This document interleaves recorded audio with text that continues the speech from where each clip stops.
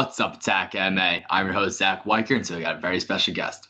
He's a professional fighter with an 18-9 record, coming off his UFC return at UFC 315. Please welcome Kyle Prepolec. Kyle, how are you doing today? I'm good, my man. How are you? I'm doing good, man. And of course, you just made that big UFC return, and it's been over 5 years since we last saw you in promotion. So, how special was it for you to get the call that you'd be once again stepping back into the organization? Oh, it was huge. I was literally just, doing a workout. I wasn't sure if I was fighting even that weekend as like a backup. And then, I got the call from my coach and he told me and I was ecstatic. Like it's like surreal. It was amazing. It just goes to show that, hard work always pays off. Yeah, and obviously the goal is always to get back into the promotion. Was it on your radar at all that the UFC was looking into as a potential backup in any fight? I wasn't sure, but I was like, you know what, I'll get ready just in case. So it's like a fight camp, but it wasn't a fight camp, and it was just like, if they call, or am I able to step up, make weight, show up and do what I got to do. So I was like, you know what, I better make sure, and because anything could happen, and that was literally what happened. Anything happened, and I was lucky enough and to get that lottery shot. So yeah. For sure. And of course, nowadays you never know with the UFC. Was this a one fight deal or a multi-fight deal with the company? I found out it was a multi-fight deal, so I have three more fights under contract. So as long as I do well and get a few wins on there, and then try to get a second contract and work my way from there. Very nice. Congratulations. Yeah, thank you. Yeah. And for this first fight back, it wasn't just an ordinary fight, as you were on the pay-per-view on a pretty big card in Canada with the opening fight on the main card against a pretty well-known opponent in Benoit Saint-Denis. So to not just get back to a normal fight, but to be in this big role, how special was that for you? Uh, it was kind of crazy. It was just like, all right, you got to fight this guy who literally was, fighting Dustin Poirier and Manny Moicano, uh, who literally both just fought for the title, and it's like, oh, we're fighting this guy who's literally his only losses are to these animals. So it's like, the best, those one percenters, and it's like, all right, now let's see what I can do on a few days' notice, and give her hell and do as best as we can and, try to get that dub. Obviously I didn't, but, he did the right things for the right game plan. And, you know, he's, uh, he's good at what he does. Yeah, and obviously you mentioned it, Saint Denis was fighting the best and pretty well-known guy. But to look at the odds, you're a very heavy underdog. Did you feel disrespected by those odds at all? Uh, no, it is what it is. Like, if anything, like it would help me, fight harder, resist harder. It's just, I got caught in something that, I would never normally let happen. It just reactionary, his head was there. I was trying to reach around, which I never do. And I, for some reason, did it that night and he got under me and caught me. But, it is what it is, like I said. But, yeah. Yeah.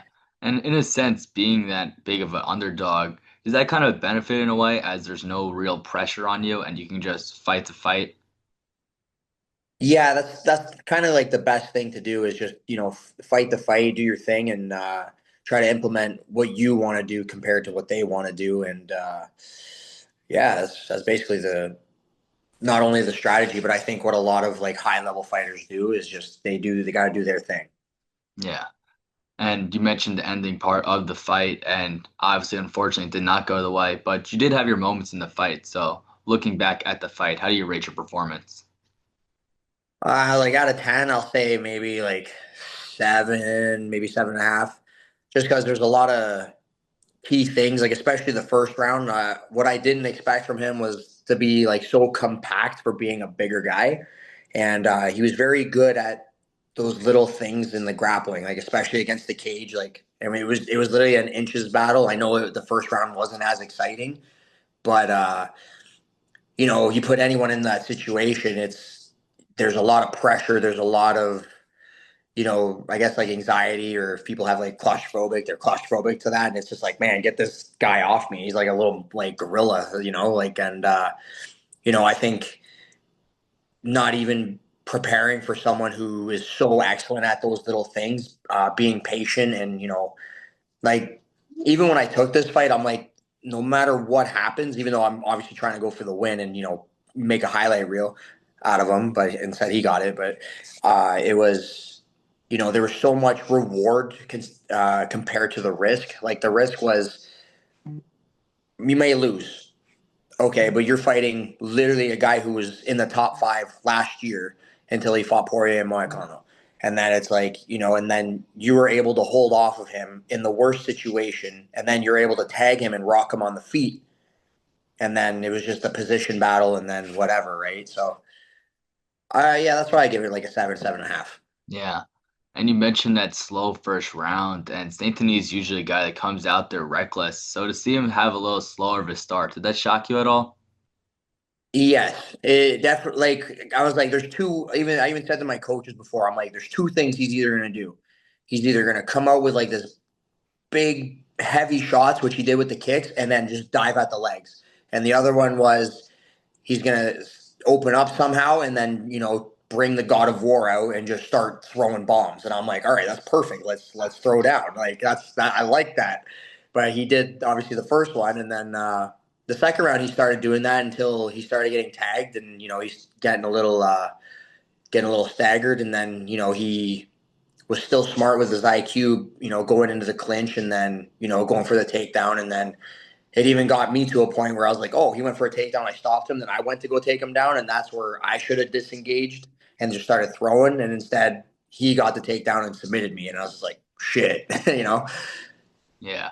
And you mentioned tagging him a few times in the second round. And of course, Saint-Denis did end up going into the clinch and going for the takedown there. But the fact that you were tagging him, making him want to go for that takedown, does that make you proud of your performance on the field a bit? Yeah, on the feet, I can hands down like trade with anybody. Like I was able to trade with a guy who used to fight at 185 and Nordine Taleb at 170, and I even made him take a knee when he was coming in the second round on 6 days notice, just like Benoit. And even going against him, I'm like, man, he's one of the best guys out there at the time, of course, before he retired. But if I can go toe to toe with him and toe to toe with anybody else, I can go toe to toe with anybody. And it's just now it's just sharpening those skills and working more on my grappling and wrestling, especially like now that I have time to have a camp. We will see a way better and improved version of myself. Yeah. And obviously, this fight was in Montreal, Canada, and you could have made your return anywhere, but for it to be back in Canada, how much did that mean to you? It's pretty epic. Like there's only so many athletes and fighters like all around the world, no matter what sport that you get to play, not only in your own country, but sometimes in uh, a province close by to you or your hometown or whatever. And it's a very good privilege to have to be able to do that and, win or lose, you're able to showcase and perform and do your thing in front of everybody. Yeah, and of course you competed in Canada before. You competed for the UFC in Canada before, but this was your first time in a pay-per-view.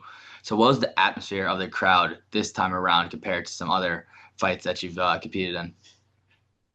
It's pretty crazy because it's like even even for like fight nights, like even the ones I was on, it was still pretty like exciting and like pretty hype, especially with like Cerrone on the card and Gaethje and all those guys, like the cards that I was on. I'm like, man, these guys are both highlight reel monsters. Like it's going to be sick, and like the fans were always great. It's just I think for them being back in Montreal after so long, it was like a different level of just good energy. Like, yeah, there's people who booing and whatever, but it was like the energy was just amazing. Like it was just you could feel like almost everyone's aura in that place just ready to go and liven up the place. It was sick.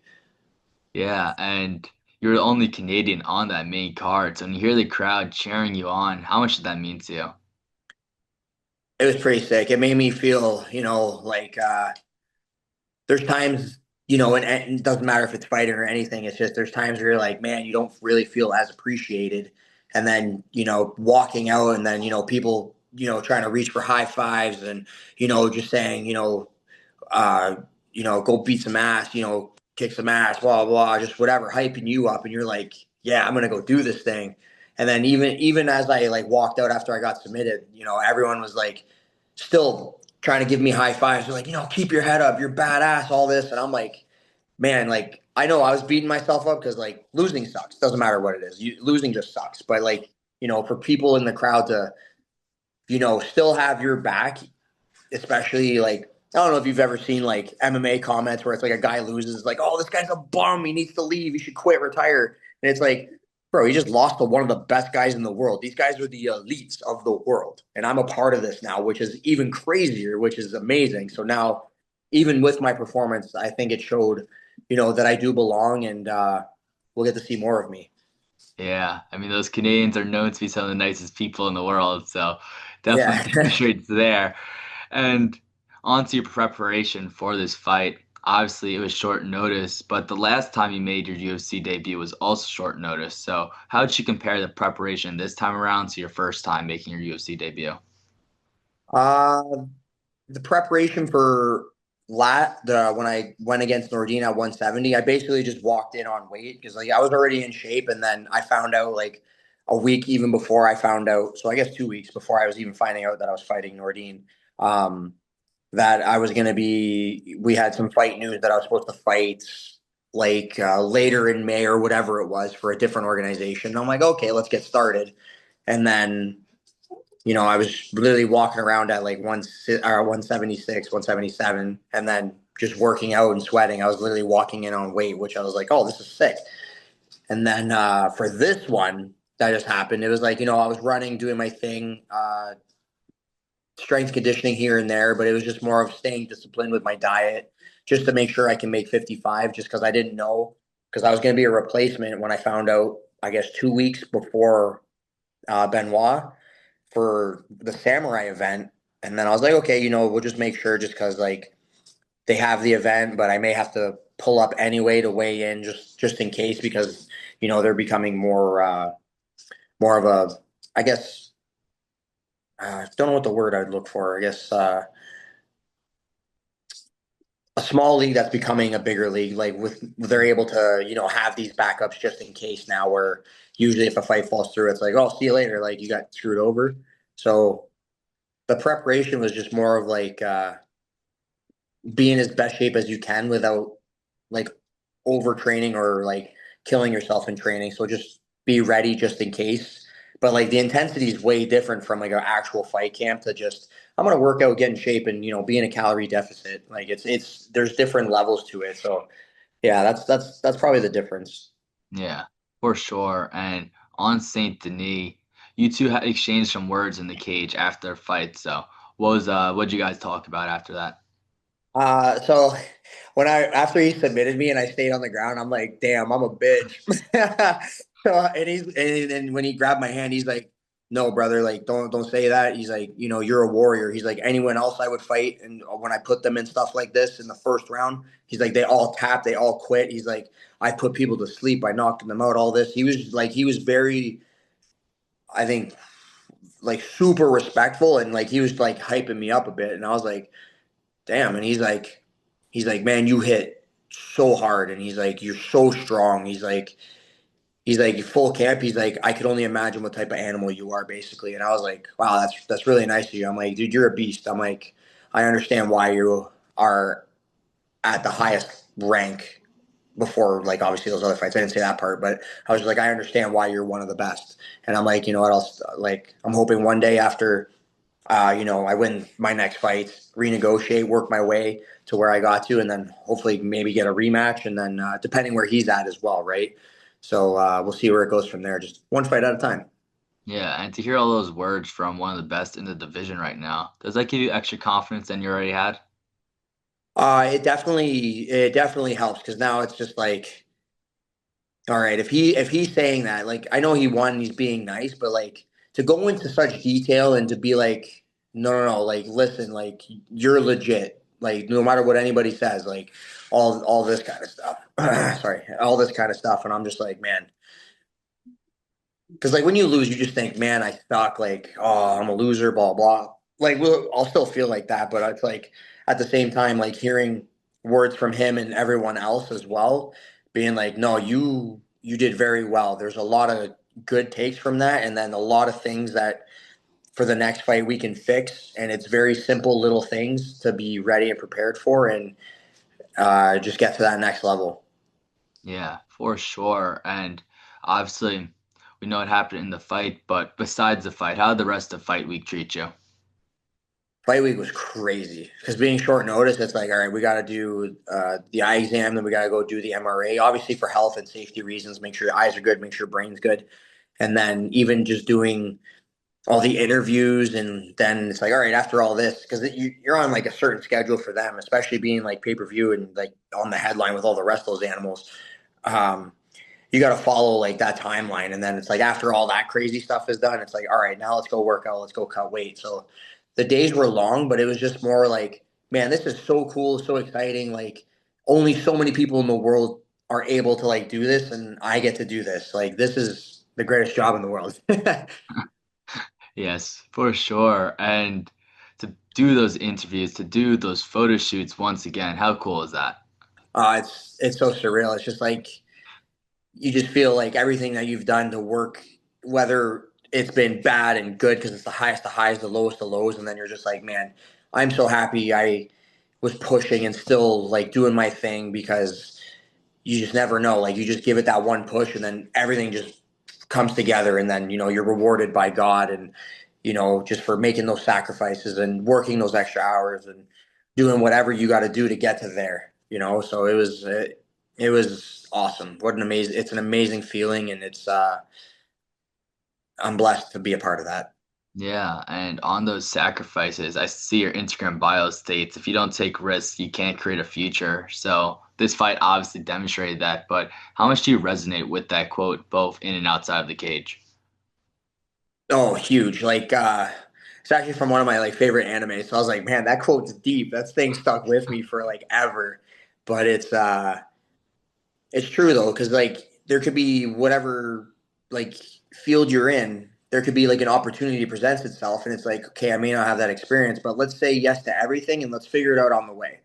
And then, because you never know what can strum up from that, the people that you could meet, the opportunities that can come from that, whether it's good or bad, but everything is just a lesson from that, and you can only get better from those experiences anyway. So I feel like that line is something that I think everyone should go by. Like, sometimes we're scared to do things or like a little shy or, we're like, maybe I shouldn't do that. It's just like, well, why not? What's the worst that can happen? Like just go out there and try. And then if you fail, well, try again. Like maybe, or do something else and keep trying at that. And then you find, oh, okay, I didn't do well, but I love doing that. Let's get it. Yeah, I love that, man. And my final question for you is you got those three fights left on your contract. So when should we expect to see you back in the cage? And is there any other opponents on your mind that you would like to fight?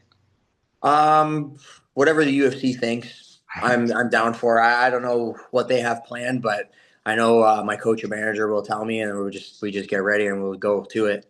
Um, for fight wise, I'm hoping if I could get one, I would either like one like August or early September if possible, and then after that fight, we'll see where it goes from there. Sounds good. Is there anything you want to plug or anything you want to shout out before you get out of here? Give you the shout out for being patient with me and getting this thing going. Obviously, all my teammates, friends, sponsors, my wife, my kids, my family, obviously, and yeah, just a generic thing, just looking out for everybody. That's what I want. Kyle, it's more than a pleasure speaking with you. I'm excited to see you back in the cage. Folks, that'll be all for today. Until next time, peace.